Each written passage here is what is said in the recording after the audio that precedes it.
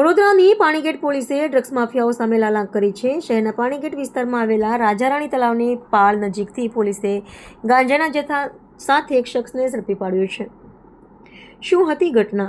Panigate police સ્ટેશનની surveillance ટીમને ખાનગી બાતમી મળી હતી કે રાજારાણી તળાવની પાળ પર આવેલા એક પતરાવાળા મકાનમાં આફતાબ ઉર્ફે લાલા નામનો શખ્સ ગાંજાનો સંગ્રહ કરી તેનું ગેરકાયદેસર વેચાણ કરે છે। બાતમીના આધારે પોલીસે તપાસ કરતા જાણવા મળ્યું હતું કે આરોપી કોઈ બાબતે ઝઘડો થવાથી પોતાના મિત્ર સાથે પોલીસ સ્ટેશન ગયો હતો।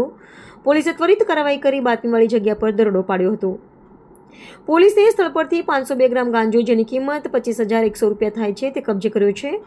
આ ઉપરાંત મોબાઈલ ફોન, રોકડ રકમ અને અન્ય દસ્તાવેજો મળી કુલ ₹36,500 રૂપિયાનો મુદ્દામાલ જપ્ત કર્યો છે।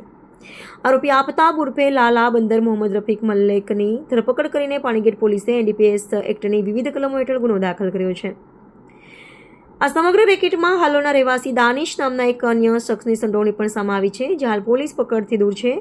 પાણીગેટ પોલીસે બંને આરોપીઓ વિરુદ્ધ ગુનો નોંધી ક્યાંથી અને કોની મદદથી આ ગાંજો લવાતો હતો તે દિશામાં સઘન તપાસ હાથ ધરી છે।